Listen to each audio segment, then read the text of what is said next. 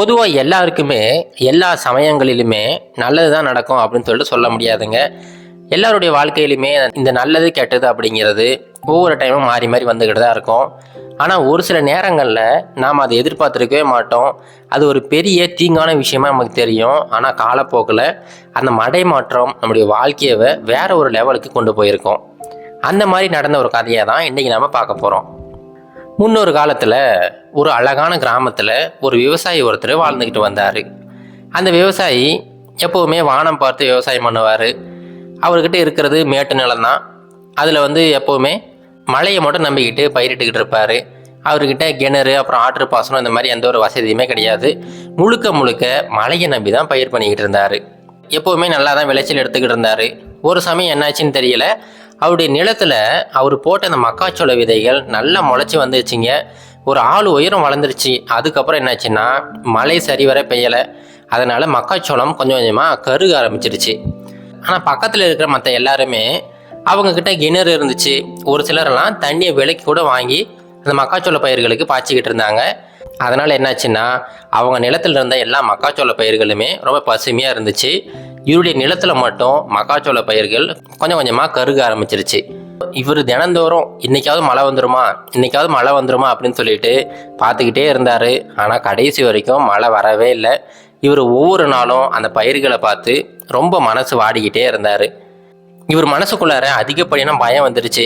இப்போ என்னென்னா அந்த மக்காச்சோள பயிர்களை விற்றாதான் அதுலேருந்து வர காசை வச்சு தான் அவர் அவருடைய குடும்பத்தை நடத்தணும். ஆனால் இந்த எல்லா பயிர்களுமே காஞ்சி போயிட்டதுனால இதுக்கப்புறம் யார் இதை வாங்குவாங்க, இதை வச்சு எப்படி நம்ம பணம் சம்பாதிக்கிறது அப்படின்னு சொல்லிட்டு பலவிதமான எண்ணங்கள் அவர் மனசை தினம் உறுத்திக்கிட்டே இருந்துச்சு. ஒவ்வொரு நாளும் அவர் மழைக்காக காத்துக்கிட்டே இருந்தார். ஆனால் கடைசி வரைக்கும் மழை வரவே இல்லை. அந்த பயிர்கள் முழுவதுமே காஞ்சிருச்சிங்க. இப்போது அந்த இடத்த பார்த்தீங்கன்னா மற்ற எல்லா இடங்கள்லையுமே ரொம்ப பசுமையாக இருக்கும். இவர் வச்சிருந்த இவருடைய நிலத்தில் மட்டும்தான் அந்த பயிர்கள் எல்லாமே காஞ்சி போயிட்டு அது மட்டும் வித்தியாசமான கலரில் இருக்கும். இப்போ மற்ற எல்லாருமே சரி இவர் என்ன தான் பண்ண போகிறான்னு தெரியலையே அப்படின்னு சொல்லிட்டு எல்லாருமே ரொம்ப ஏளனமாக பேசிக்கிட்டு இருந்தாங்க. அந்த சமயத்தில் பக்கத்து ஊர்லேருந்து ஒரு வியாபாரி ஒருத்தர் இந்த ஊருக்கு வராரு. அந்த வியாபாரி பார்த்தீங்கன்னா எப்போவுமே வித்தியாசமான பொருட்களை தான் வாங்குவார். எல்லாரும் வாங்குற அந்த பொருட்களை வாங்க மாட்டார். இப்போ அவர் என்ன தேடிட்டு வந்தாருன்னா அவருடைய மாட்டு கொட்டகையோட அடியில் காஞ்ச புற்கள் அப்புறம் காஞ்ச மக்காச்சோள தட்டுக்கள் இந்த மாதிரி விஷயங்கள்லாம் போடலாம் அப்படின்னு சொல்லிட்டு அந்த விஷயத்தை தேடிக்கிட்டே வராரு. அவரும் நிறைய இடங்களை போய் தேடிட்டாரு. அந்த டைமில் எந்த ஒரு இடத்துலையுமே இந்த மாதிரி காகித நிலையில் இருக்கிற அந்த மக்காச்சோள தட்டுகள் கிடைக்கவே இல்லை. இவர் எல்லா இடத்துக்குலையுமே போயிட்டு நான் ஒரு ஏக்கருக்கு கிட்டத்தட்ட 200 தங்க காசுகள் கொடுக்குறேன், இந்த மாதிரி ஏதாவது இருந்தால் சொல்லுங்கள் அப்படின்னு சொல்லிட்டு எல்லா இடத்துலையுமே கேட்குறாரு. எல்லா இடங்கள்லையுமே அந்த மக்காச்சோள தட்டுகள் பச்சையாக தான் இருக்குது. இப்போ எல்லாமே விளைச்சலுக்கு தயாராக இருந்துக்கிட்டு இருக்கு. இப்போ அந்த வியாபாரி கடைசியாக இந்த ஊருக்கு வராரு. வந்தவர் இந்த விவசாயியோட நிலத்தை பார்க்குறாரு. பார்த்த உடனே இவருக்கு ரொம்ப ஆச்சரியமாக போயிடுச்சு. பரவாயில்லையே, நம்ம தேடி வந்தது போலவே இந்த இடத்துல நல்லா காய்ந்த நிலையில் மக்காச்சோள தட்டுகள் இருக்கே அப்படின்னு சொல்லிட்டு யார் அந்த உரிமையாளர் அப்படின்னு சொல்லிட்டு இந்த மனிதரை பார்க்குறாரு. இந்த மனிதருமே என்ன விஷயம் அப்படின்னு சொல்லிட்டு விசாரிக்கிறாரு. உடனே அந்த வியாபாரி சொல்கிறாரு, ஐயா, நான் என்னுடைய மாட்டு கொட்டகைக்காக இந்த காய்ந்த நிலையில் இருக்கிற மக்காச்சோள தட்டுகள் எல்லாம் பார்த்துக்கிட்டு இருக்கேன். நான் பல இடங்களை தேடி பார்த்துட்டேன், எங்கே தேடினாலுமே கிடைக்கல. இப்போ உங்கள் ஊரில் தான் இது இருக்குது. நீங்கள் சொல்லுங்கள், எவ்வளோ ரேட்டு கொடுப்பீங்க? நான் பொதுவாக ஒரு ஏக்கருக்கு 200 தங்க காசுகள் கொடுக்கலான் இருக்கேன். கொஞ்சம் கூட குறையா இருந்தால் கூட பரவாயில்ல, நீங்கள் என்ன ரேட்டு கொடுப்பீங்க சொல்லுங்கள் அப்படின்னு சொல்லிட்டு அந்த வியாபாரி இவர்கிட்ட கேட்குறாரு. இப்போ என்னென்னா இந்த விவசாயிக்கு அவர் என்ன கேட்டாரோ அந்த விஷயத்தை நம்பவே முடியலை. ஐயா, நீங்கள் சரியாக தான் கேட்டிங்களா அப்படின்னு சொல்லிட்டு மறுபடியும் கேட்டு கன்ஃபார்ம் பண்ணுறாரு. அந்த வியாபாரி மறுபடியும் கரெக்டாக தான் கேட்குறாரு. ஆமாங்க, எனக்கு காய்ந்த நிலையில் இருக்கிற இந்த மக்காச்சோள தட்டுகள் தான் வேணும் அப்படின்னு சொல்லிட்டு மறுபடியும் கன்ஃபார்ம் பண்ணுறாரு. இப்போ இந்த விவசாயிக்கு ரொம்ப மகிழ்ச்சி ஆகிடுச்சு.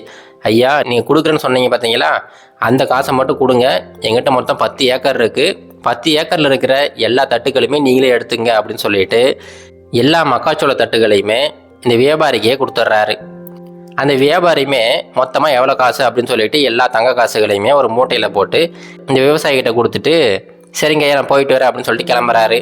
இப்போது இந்த விவசாயிக்கு இது மிகப்பெரிய விஷயம். என்னென்னா இந்த சமயத்தில் இது யாருமே வாங்க மாட்டாங்க, இதுக்கு எல்லாத்துக்குமே நெருப்பு தான் வைக்கணும் அப்படின்னு சொல்லிட்டு ஒரு மனநிலையில் இருந்தார். ஆனால் கடைசியாக இவ்வளோ பெரிய அமௌண்ட் வரும்னு சொல்லிட்டு அவர் கனவுல கூட எதிர்பார்க்கல. இவர் கண்ணீர் மல்க அந்த வியாபாரிக்கு நன்றி சொல்கிறாரு. அந்த வியாபாரி எதையுமே கண்டுக்கல. ஏன்னா அவருக்கு இது ஒரு பிஸ்னஸ். சரிங்க நான் போயிட்டு வரேன் அப்படின்னு சொல்லிட்டு எல்லா தட்டுகளையுமே ஒரு வண்டியில் ஏற்றிக்கிட்டு அவர் போயிடுறாரு. இப்போது இந்த வியாபாரிக்கு அப்போ தான் புரியுது, அப்போ இவ்வளோ நாள் நம்ம தேவையில்லாமல் வருத்தப்பட்டுக்கிட்டு இருந்தோம். ஒவ்வொரு நாளுமே நம்ம வருத்தப்படுறதில் பல மணி நேரங்கள் செலவு செஞ்சோம். இப்போ அது எதுவுமே தேவையில்லாத விஷயம் ஆயிடுச்சு அப்படின்னு சொல்லிட்டு அவருடைய மனசை தேர்த்துக்கிட்டாரு. அதுக்கப்புறம் அவருடைய வாழ்க்கையில் எந்த மாதிரி சந்தர்ப்பம் வந்தாலும் சரி, எந்த மாதிரி பிரச்சனைகள் வந்தாலும் சரி, அந்த பிரச்சனைகள்லாம் வரும்போது அவருக்கு முதல்ல நினைவுக்கு வர்றது இந்த மக்காச்சோள தட்டுகள் தான். இதை நினச்சிக்கிட்டாருன்னா அவருக்குள்ள ஒரு உத்வேகம் வந்துடும். எந்த மாதிரி பிரச்சனையாக இருந்தாலுமே ரொம்ப சுலபமாக அதை கடந்து வந்துடுவார். இது போல தாங்க நம்மளுடைய வாழ்க்கையிலுமே நம்ம நிறைய நேரங்களில் இதுதான் டெட் எண்ட், இதுக்கு மேலே நம்ம வாழ்க்கை நகரவே நகராது அப்படின்னு சொல்லிட்டு ரொம்ப கவலையில் இருந்திருப்போம். ஒரு சில சமயங்களில் பார்த்தீங்கன்னா நமக்கு திடீர்னு வேலை போயிருக்கோம், ஆனால் அதுக்கப்புறம் அந்த வேலையை விட ஒரு பெரிய வேலை உங்களுக்காக காத்துக்கிட்டு இருந்திருக்கோம். இந்த மாதிரி பல இடங்களில் பல உதாரணங்கள் நீங்கள் பார்க்கலாம்.